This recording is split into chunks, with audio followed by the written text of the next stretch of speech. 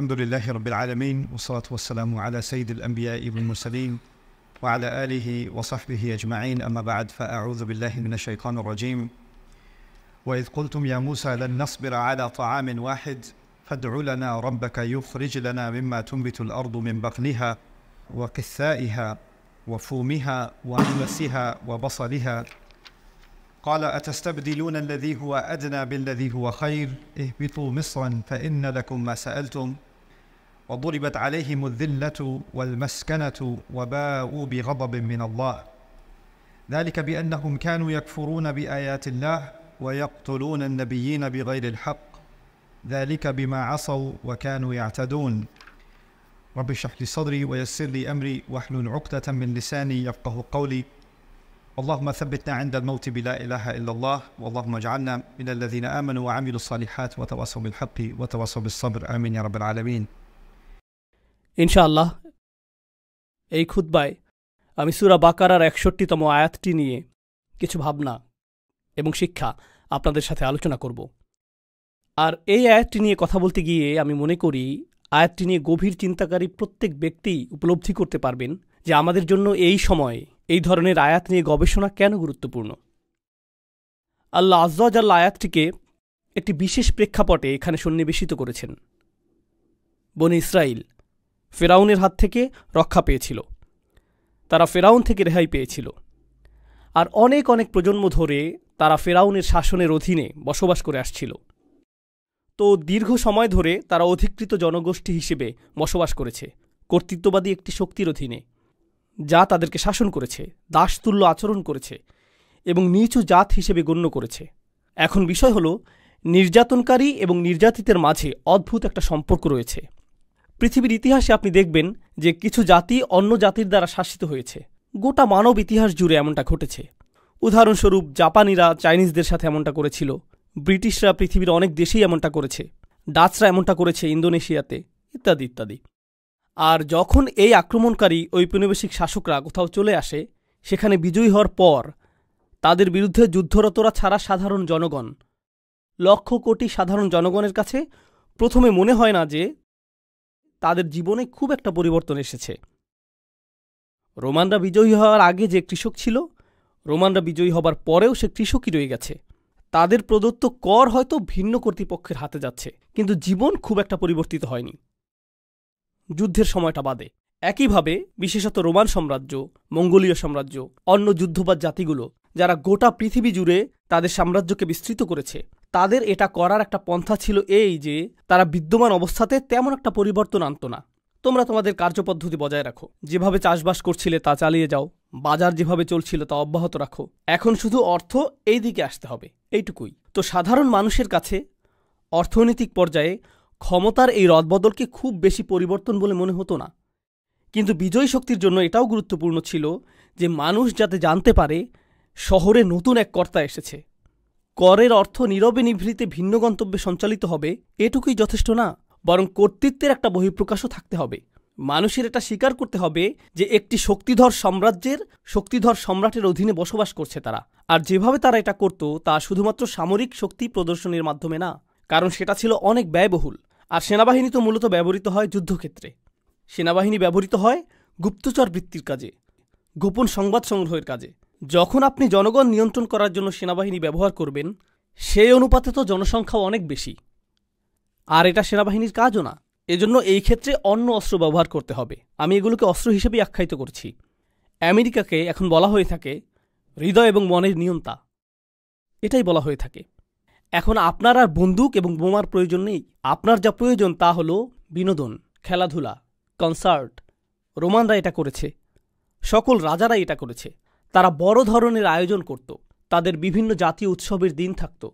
জনগণকে এটা অনুভব করতে হবে যে সাম্রাজ্যের প্রতি তাদের আনুগত্য হল নাগরিকত্বের অংশ।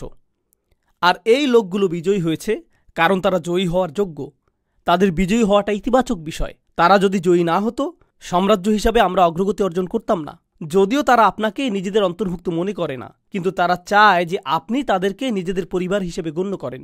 তারা কখনোই আপনাকে নিজের পরিবার হিসেবে গণ্য করবে না, কিন্তু তারা চায় যে আপনি তাদেরকে নিজেদের পরিবার হিসেবে গণ্য করেন।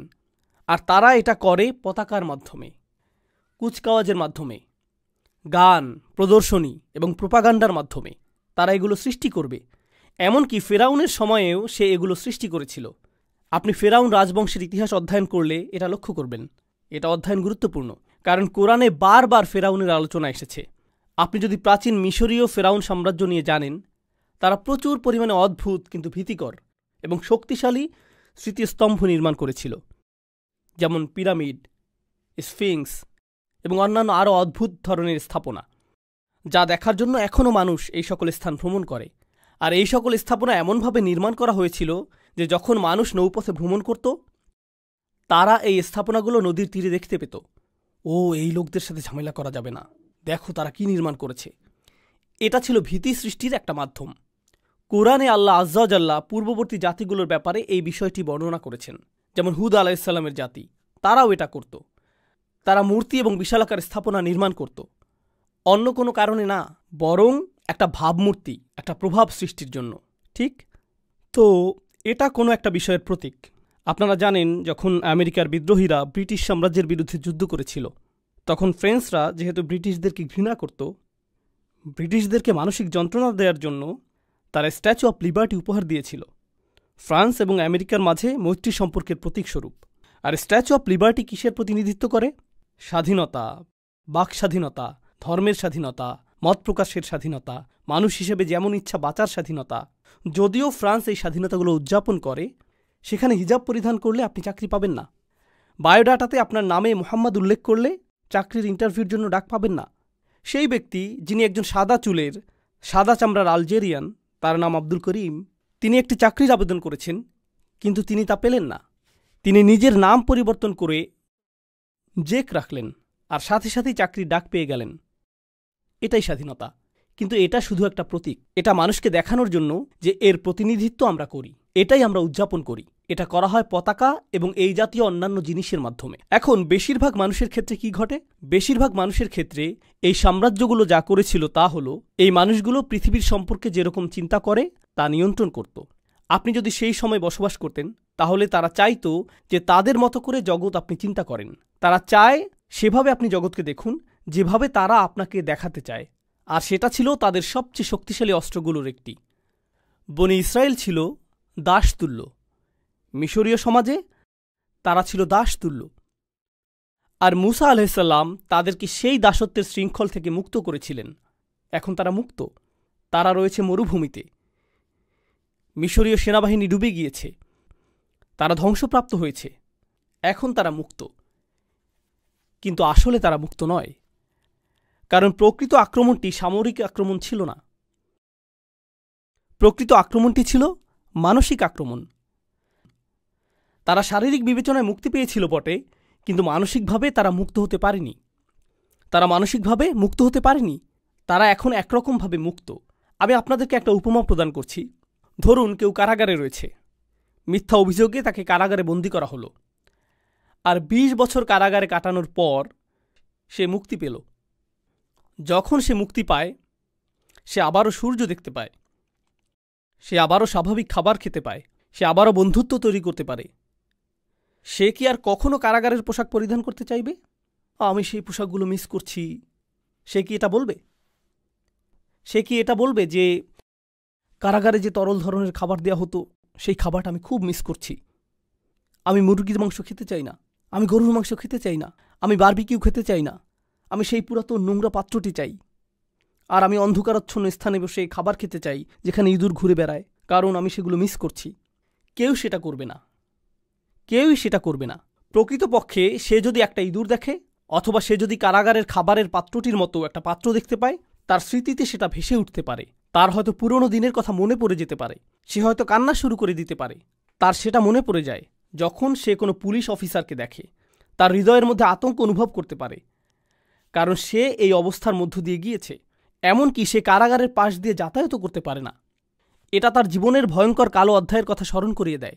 সে ভুলে যেতে চায় এই মানুষটি মুক্তি লাভ করেছে এবং এখন সে মুক্তির স্বাদ উপভোগ করতে চায়। সে স্বাধীনতার স্বাদ উপভোগ করতে চায়। তো মুসা আলাইহিসসালাম তাদেরকে নিয়ে মরুভূমিতে চলে গেলেন। এটা মরুভূমি, কোনো বাগান নয়। এখানে বিচিত্র খাবারের সুব্যবস্থা নেই, এখানে প্রচুর পরিমাণে ছায়া নেই। তো আল্লাহ ছায়ার ব্যবস্থা করলেন। ওয়াযাল্লালনা আলাইহিমুল গমাম, তাই না? ওয়া আনজালনা আলাইকুমুল মান্না ওয়াসসালওয়া। তো আল্লাহ তাদের জন্য মান্না এবং সালওয়া প্রেরণ করলেন।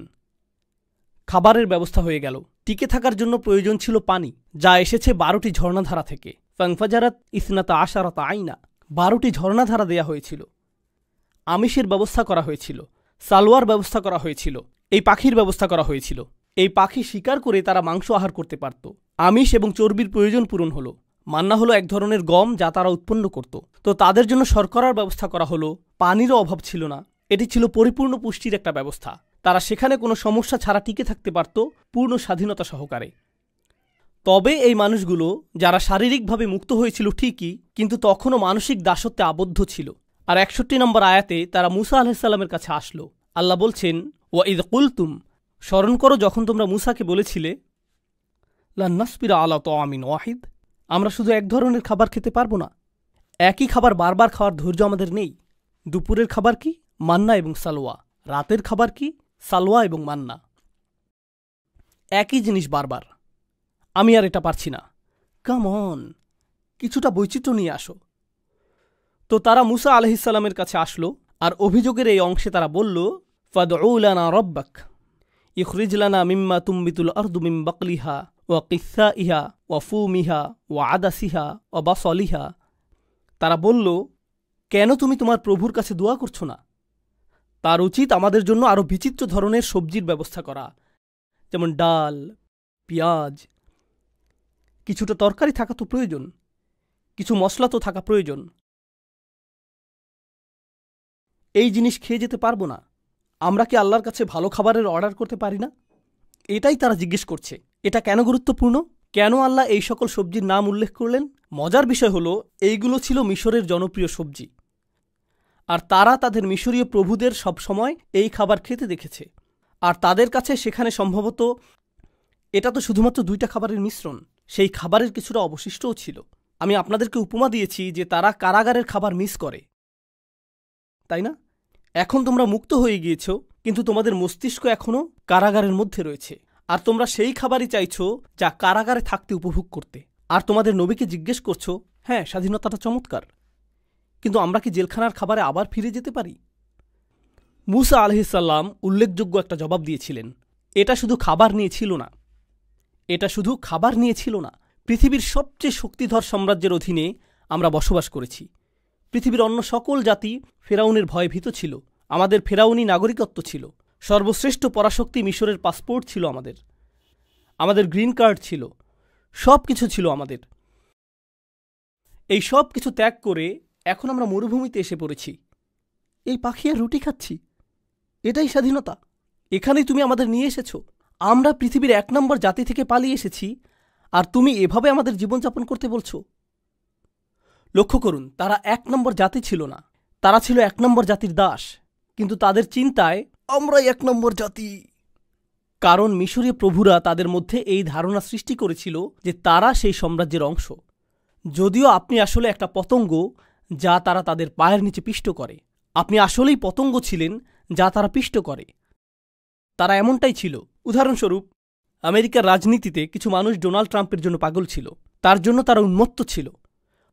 অনেক খ্রিস্টানরা জিসাসের চেয়েও ট্রাম্পের প্রতি বেশি আগ্রহী ছিল, আমরা এটা দেখেছি। আর এই মানুষগুলোর ঠিকমতো বিদ্যুৎ বিল পরিশোধ করতেও কষ্ট হয়ে যায়।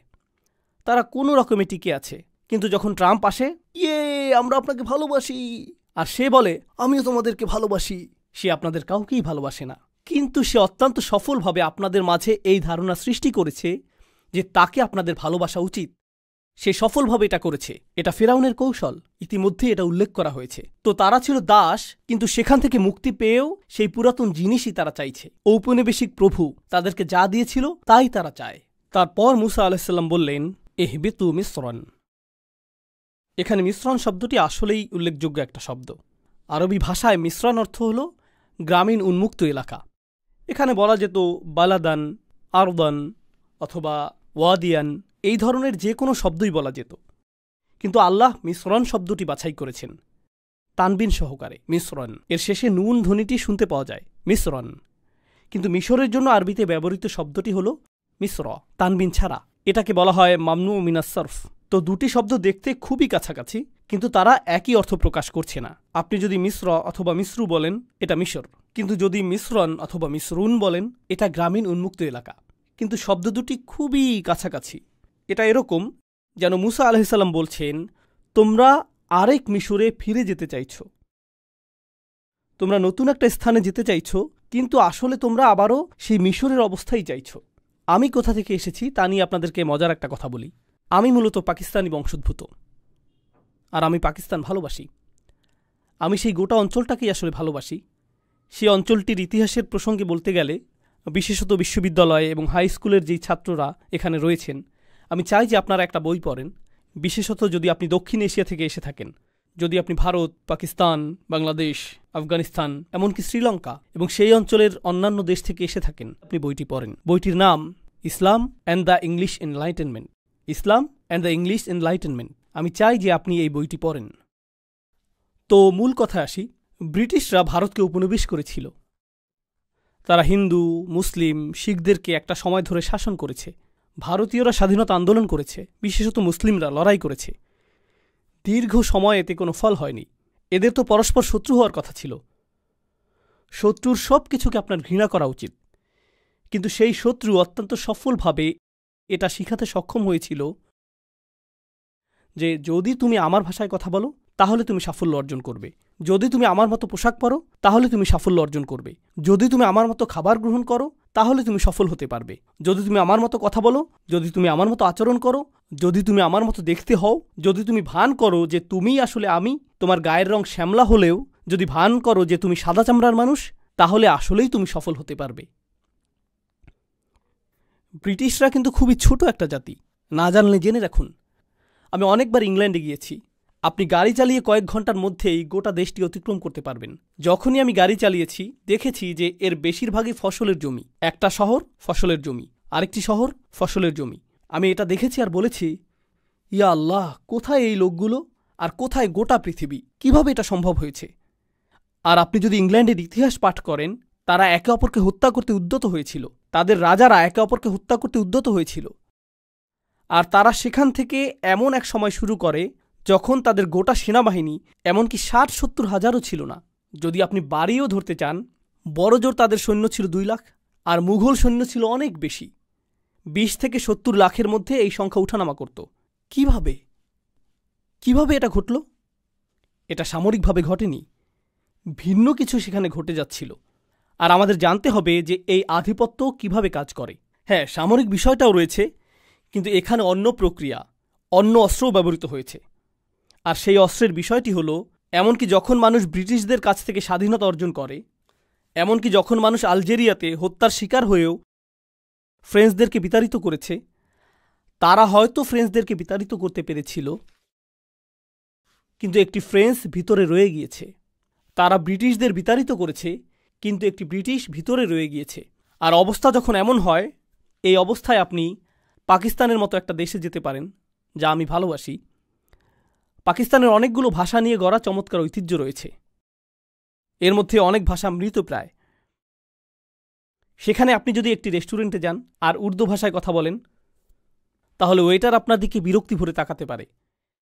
কিন্তু আপনি যদি একই কথা ইংরেজিতে বলেন, এর উপরে আপনি যদি আমেরিকান উচ্চারণে এটা বলেন, please sir, this way sir, আপনি পরীক্ষা করে দেখতে পারেন। আপনি স্যুট পরিধান করে সেখানে প্রবেশ করে ইংরেজিতে কথা বলুন, এরপর বেরিয়ে যান, পোশাক পরিবর্তন করে দেশীয় পোশাক পরুন, তারপর আবার প্রবেশ করে উর্দু ভাষা বলুন, সম্পূর্ণ ভিন্ন আচরণ পাবেন। আর এটা আমেরিকাতে ঘটছে না, কানাডাতেও ঘটছে না, ইংল্যান্ডেও ঘটছে না, এটা ঘটছে মুসলিম বিশ্বে। আর শুধুমাত্র পাকিস্তানেই না, এটা ঘটছে ভারতে, বাংলাদেশে, ইন্দোনেশিয়াতে, মালয়েশিয়াতে, এটা ঘটছে উত্তর আফ্রিকায়, সমগ্র মুসলিম বিশ্বে। জানেন মূলত বিষয়টা কি? আমরা আমাদেরকে মুক্ত করেছি, আমরা এটা করেছি, কিন্তু আসলেই কি আমরা করেছি? এটা এমন যেন আমরা আরেকটি মিশর চাইছি। আপনি আরেকটি মিশর চাইছেন।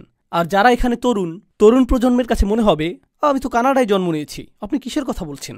এই কথাগুলোর সাথে আমি সম্পর্ক খুঁজে পাচ্ছি না। হ্যাঁ, আপনাকে নিয়ে কিছু কথা বলি। জানেন আপনার ঔপনিবেশিক প্রভুকে? বিভিন্ন ব্র্যান্ডের নাম, নেটফ্লিক্সের প্রতি আপনার আনুগত্য, খেলায় আপনার প্রিয় দলটির প্রতি উপাসনা, এই উপায়ে আপনার নতুন প্রভুরা আপনাকে ব্যস্ত রাখছে। এটা আপনাকে নতুন মডেলের গাড়ি নিয়ে ব্যস্ত রাখছে। মোবাইল যা সম্প্রতি বাজারে এসেছে, যার এমন ক্যামেরা রয়েছে যেটি ঠিক আপনার আগের ফোনের ক্যামেরার মতোই, কিন্তু নতুন ফোনটি ছাড়া আপনার কাছে জীবন অসম্পূর্ণ মনে হয়। আপনাকে এটা পেতেই হবে, আপনাকে এটা দেখাতেই হবে। আপনি এমন গণতন্ত্র নিয়ে গর্বিত, এমন গণতন্ত্রে বসবাস করে গর্বিত, যা অত্যন্ত ব্যস্ত রয়েছে গোটা পৃথিবীর গণতন্ত্র ধ্বংস করার কাজে। কিন্তু আপনি গণতন্ত্র নিয়ে গর্বিত। কমপক্ষে আমাদের তো অধিকার রয়েছে, আমাদের তো গণতন্ত্র রয়েছে। আর অন্য দেশের বিশৃঙ্খলাগুলো আমাদের চোখে ধরা পড়ে। তো এই আয়াতের মাধ্যমে আমি আপনাদের যা বলতে চাচ্ছি তা হল, মুসা আলাইহিসসালাম তাদেরকে একটি সতর্কতা প্রদান করেছিলেন। এটাই যদি তোমরা চাও, তোমরা যদি আবারও দাসত্বের জীবন চাও, শারীরিকভাবে না হলে মানসিকভাবেও যদি তা চাও, তাহলে এগিয়ে যাও, নতুন এক মিশরে চলে যাও। এইবার তোমাদের শাসন করতে ফেরাউন আসবে না। ফেরাউন তোমাদের নিজেদের মাথাতেই রয়েছে, আর তোমরা নিজেকেই নিজে ঔপনিবেশিক দাস বানিয়ে রেখেছ। এটা অটো পাইলট। সর্বোত্তম দাস তো সেই যার জন্য আপনার কারাগার তৈরিরও প্রয়োজন নেই, সাশ্রয়ী দাস। এই দাসটি এমন দাস যে মনে করছে যে সে মুক্ত, যে মনে করছে সে মুক্ত। এটা সহজতম পন্থা, এটা অসাধারণ। ব্যাংকিং ব্যবস্থা উন্নতির আগে এবং কর ব্যবস্থার উন্নতির আগে একটা সময় ছিল যখন রাজা সৈন্য প্রেরণ করত। এই সৈন্যবাহিনী এসে প্রতিটা ঘর থেকে অর্থ সংগ্রহ করত। পদ্ধতিটা এখন অনেক স্মার্ট হয়ে উঠেছে। তখন সেনাবাহিনীর জন্য খরচ করতে হতো, ঘোড়ার জন্য খরচ করতে হতো, ঘোড়ার গাড়ির একটা খরচ ছিল, যাতায়াতের একটা খরচ ছিল, তারপর তারা অর্থ সংগ্রহ করত। এভাবে মাঝখানে অনেক অর্থ খরচ হয়ে যেত। এখন স্বয়ংক্রিয় বিলিং সিস্টেম তৈরি করা হলো। মানুষ যখন মহাসড়কে গাড়ি চালাবে, তাদের কাছ থেকে স্বয়ংক্রিয়ভাবে টোল আদায় হয়ে যাবে। তারা বুঝতেও পারবে না, তারা অনুভব করবে যে তারা স্বাধীন। রাস্তার দৃশ্যটি কত চমৎকার। তারা এভাবে ডাকাতির শিকার হয়েও হাসতে থাকবে। তারা হাসতে থাকবে যখন আয়ের উপর কর প্রদান করবে। এক বোতল দুধ কেনার জন্য তারা কর প্রদান করবে, তারপর সেই বোতল রিসাইকেল করার জন্য আবার কর প্রদান করবে। একটি গাড়ি কিনতে, গাড়িটি পার্ক করতে, নষ্ট গাড়িটি সারাতে তারা কর প্রদান করবে। আমরা শুধু তাদের অর্থ নিতেই থাকব, আর তারা হাসতে থাকবে আর বলবে, এটা তো চমৎকার। এটা ফেরাউনের চেয়েও অনেক কার্যকর দাস ব্যবস্থা। ফেরাউন এটা দেখলে গর্বিত হতো। ফেরাউনও বলতো, এটা অসাধারণ। ইহবিতু মিসরান ফাইন্না লাকুম মা সাআলতুম। আর আপনি যদি এই মানসিক দাসত্ব থেকে মুক্ত হতে না পারেন, আপনি যদি মুক্ত হতে না পারেন, এর পরিণাম কি? আলোচনাটি আমি আর দীর্ঘায়িত করতে চাই না, হাতে সময় সীমিত। শুধু একটা বিষয় বলছি। আল্লাহ বলেছেন এর পরিণতি কি? এটা সহজ। কোরআনে অনেকগুলো নিয়ম বা বিধান রয়েছে। আপনারা মাধ্যাকর্ষণ নিয়ম সম্পর্কে জানেন, আপনারা পদার্থবিজ্ঞানের নিয়ম সম্পর্কে জানেন, আপনারা প্রজ্বলনের নিয়ম সম্পর্কে জানেন, আপনারা রসায়নের নিয়ম সম্পর্কে জানেন, আপনারা শরীরতত্ত্ব সম্পর্কে জানেন। আপনি যদি বিষাক্ত কোনো খাবার গ্রহণ করেন, আপনার শরীর ক্ষতিগ্রস্ত হবে। এমন নিয়ম রয়েছে যা এটা বর্ণনা করে। এমন বিধান কার্যকর রয়েছে। আল্লাহ নির্দিষ্ট বিধান কার্যকর করে রেখেছেন। আপনি নিজের হাতকে আগুনের মধ্যে প্রবেশ করাতে পারবেন না। এখানে প্রজ্বলনের বিধানটি কাজ করবে, তাই না? সব কিছুরই কার্যকারণ থাকবে এবং এর ফলাফলও থাকবে। ঠিক একইভাবে কুরআনে আল্লাহ আমাদেরকে আরেক ধরনের কার্যকারণ এবং ফলাফলের কথা বলেছেন। আল্লাহ যদি এটা শিক্ষা না দিতেন, আমরা কখনোই তা জানতাম না। পদার্থবিজ্ঞান আপনি শিখে নিতে পারেন, প্রজ্বলনের বিধানটি আপনি শিখতে পারেন, শরীরতত্ত্ব আপনি শিখে নিতে পারেন, কিন্তু আরও কিছু বিধান রয়েছে যেগুলোর কার্যকরণ এবং ফলাফল রয়েছে, যা আল্লাহ শিক্ষা না দিলে আপনি কখনোই শিখতে পারবেন না। ওয়ায়ুআল্লিমুকুম মা লাম তাকুনু তা'লামুন। তোমাদেরকে তা শিক্ষা দেন যা তোমরা নিজেরা জানতে না। আল্লাহ বলছেন, দুরিবাত আলাইহিম আযিল্লাহ। আযিল্লাহ দিয়ে তাদেরকে চপটাঘাত করা হয়েছিল, আঘাত করা হয়েছিল। তো আমি চাই যে আপনারা জিল্লাহ শব্দটি উপলব্ধি করুন। এছাড়াও আরও বোঝার রয়েছে, কিন্তু যদি জিল্লাহ শব্দটি বুঝতে পারেন, এটা যথেষ্ট, এখনকার জন্য যথেষ্ট। তো আল্লাহ বলছেন, এই লোকগুলো যারা মানসিকভাবে দাসত্ব বরণ করতে চেয়েছিল, তারা জিল্লাহ দ্বারা আঘাতের শিকার হয়েছিল। তো এই শব্দটি দিয়ে আসলে কি বোঝাচ্ছে? এটা এসেছে আরবি শব্দ মুজাল্লাল থেকে, তরিকুন মুজাল্লাল, অর্থাৎ এমন পথ যার উপর মানুষ প্রচুর হাঁটে, যার ফলে এটা মসৃণ হয়ে যায়। যেমন আপনি যদি এমন স্থানে বসবাস করেন যেখানে পায়ে চলার জন্য আলাদা পথ না থাকে, সেটা যদি ঘাস এবং আগাছাপূর্ণ স্থান হয় আর মানুষ হাঁটতেই থাকে, তখন এই আগাছাগুলোর মাঝখানে মসৃণ পথ তৈরি হয়, সেখানে কিছু জন্মায়ও না। এটা হলো তরিকুন মুজাল্লাল, মসৃণ পথ। যেহেতু এর উপর অনেক হাঁটা হয়েছে, ফলে এটা মসৃণ হয়ে গিয়েছে। হা ইতুন জলিল, এটা ব্যবহৃত হয় দেয়ালের ক্ষেত্রে। মানুষ দেয়াল নির্মাণ করে বাইরের মানুষকে দূরে রাখার জন্য, কিন্তু দেয়ালটি যদি 1 হাত পরিমাণ উঁচু হয়, এর ফলে মানুষ সহজেই ঢুকে পড়তে পারে। এটা অকেজো, কারণ এটা অনেক নিচু। এই ধরনের দেয়ালকে বলা হয় হাইত জলিল, এটা অনেক নিচু। এভাবে বাইতুন জলিল, যখন আপনি বাড়ি কিনেন, আপনি তা কিনতে চান উঁচু জায়গার উপর, কিছুটা উঁচু স্থানে, কারণ যখন বৃষ্টি নামবে পানি গড়িয়ে নেমে যাবে। কিন্তু আপনি যদি নিচু স্থানে বাড়ি কিনেন, অন্য সকল বাড়ির পানি আপনার বাড়িতে চলে আসবে, আপনার বাড়িই বন্যার শিকার হবে। এটাই বাইতুন জলিল। তারা জুলাল আল করম শব্দটি ব্যবহার করে এমন গলার হারের জন্য যাতে সস্তা পুঁতি থাকে, কিন্তু এর মাঝ বরাবর মূল্যবান কয়েকটি পাথর থাকে যা নিচে ঝুলে থাকে। তো দুল্লিয়াত আনাকিদুহ, মূল্যবান যে পাথরগুলো নিচে ঝুলে থাকে সেগুলোকে আসলে বলা হয় জুলাল, যেগুলো নিচে ঝুলে থাকে। মুহাম্মদ হাসান জাবাল কর্তৃক লিখিত আরবি ভাষার বিখ্যাত অভিধানে তিনি এই ব্যাপারে বলেছেন, নাকসুস ইরতিফা ইশাই, কোনো কিছু উঁচু ছিল কিন্তু এখন তা নিচু হয়ে গেল, এটাই জলিল। কেউ শক্তিশালী ছিল, এরপর সে দুর্বল হয়ে গেল, এটাই জলিল। সামাজিক দৃষ্টিকোণ থেকে কেউ আগে আত্মমর্যাদা সম্পন্ন ছিল, আর এখন মানুষের পায়ের নিচে পিষ্ট হওয়াকে এবং নত হয়ে থাকাকে সে উপভোগ করে, এটাই জলিল। তো মুসলিম সভ্যতার সাথে কি ঘটেছে? আজকের দিনেও এমন স্থান রয়েছে, আমি নিজে এমন স্থানে গিয়েছি, মুসলিম সমাজেই কোনো নারী যদি হিজাব পরিধান করেন, তিনি সেখানে অশিক্ষিত, গেঁয়ো এবং সেকেলে বিবেচিত হন। তারা পশ্চিমাদের থেকেও বেশি পশ্চিমা সাজতে চায়। পশ্চিমারাও এতটা পশ্চিমা সুলভ আচরণ করে না। কেন? কারণ আমরা এটা অনুভব করতে চাই যে আমরা আধুনিক অনুভব করতে চাই। আপনি লক্ষ্য করবেন যে যুদ্ধ বিধ্বস্ত দেশ, যেখানে গোটা দেশটি ধ্বংসপ্রাপ্ত হয়েছে, গণহত্যা চালানো হয়েছে, আর সেই মানুষগুলোই তাদের মূল্যবোধের অনুভূতি হলো এরকম, দেখো আমি কোন ব্র্যান্ডের বেল্ট কিনেছি, দেখো আমার জুতাগুলো, দেখো আমি কোন স্যুটটি কিনেছি, এটাই তার মূল্যবোধের উৎস। প্রভু বলেছে, আমার কাছ থেকে কিনো, আমাকেই কর প্রদান করো, আর একই সাথে গর্বিতও বোধ করো। মানুষ এর চেয়ে বেশি জলিল কিভাবে হতে পারে? মানুষ এর চেয়ে নিচে আর কিভাবে নামতে পারে? এটা হালাল এবং হারামের বিষয় না। আমি চাই যে আপনারা বিষয়টা উপলব্ধি করুন। এটা হারামের সাথে সম্পর্কিত না, এটা আত্মমর্যাদার বিষয়। আমি সমাপ্তি টানছি এই বলে যে পৃথিবীর সকল সংস্কৃতিই হল আদম আলাইহিসসালামকে যা দেয়া হয়েছিল তা থেকে আগত। আনজালনা আলাইকুম লিবাসান ইউআরি সাওআতিকুম ওয়ারিশা। আদম আলাইহিসসালামকে বলা হয়েছিল, আল্লাহ তোমার জন্য পোশাক প্রেরণ করেছেন যাতে তোমার লজ্জাস্থানকে আবৃত করতে পারো। তো আপনি যদি পরিধান করেন বাংলাদেশি পোশাক, পাকিস্তানি পোশাক, আফগানি পোশাক, আমেরিকান পোশাক, ব্রিটিশ পোশাক, জাপানি পোশাক, এই সবগুলোরই সূচনা হয়েছে আদম আলাইহিসসালামকে যা প্রদান করা হয়েছিল তা থেকে। আর আল্লাহ তার কিতাব এবং তার রাসূলের সুন্নাহর মাধ্যমে আমাদেরকে পথ নির্দেশনা দিয়েছেন পোশাকের থেকে অজ্ঞতা দূর করার জন্য। আপনি পরিশীলিতভাবে জাপানি পোশাকও পরতে পারেন, আপনি পরিশীলিতভাবে আমেরিকান পোশাকও পরতে পারেন, চাইনিজ অথবা অন্য যে কোনো জাতির পোশাকই পরতে পারেন। সংস্কৃতি প্রত্যাখ্যানের বিষয় নয়, বরং ঔপনিবেশিক প্রভুত্বকে প্রত্যাখ্যান করা উচিত। শাসন করার মানসিকতাকে, শাসকের উপাসনাকে প্রত্যাখ্যান করা উচিত। আর সুবহানাল্লাহ, আমরা অত্যন্ত চমৎকার সময়ে বসবাস করছি। এই সময়ে আমাদের জন্য এই ধরনের আয়াত নিয়ে গভীর চিন্তা করার মাধ্যমে বিশেষত তরুণ প্রজন্মের কাছে একটা সুযোগ রয়েছে ঔপনিবেশিক মানসিকতা থেকে উম্মাকে মুক্ত করার, যা মুসলিম চিন্তাকে আচ্ছন্ন করে রেখেছে 1 শতাব্দীরও বেশি সময় ধরে। মুসলিমরা হলো পৃথিবীর বুকে শক্তিশালী একটা জনগোষ্ঠী। আমরা বেশ কয়েক শতাব্দী ধরে ঘুমিয়ে আছি। আমাদের কিছুটা খারাপ সময় পার করছি। আমরা শুধুমাত্র খারাপ সময় পার করছি, কিন্তু এর অর্থ এটা না যে আমরা দুর্বল, আমরা ঘুমন্ত সিংহ। আমরা জেগে উঠতে শুরু করছি।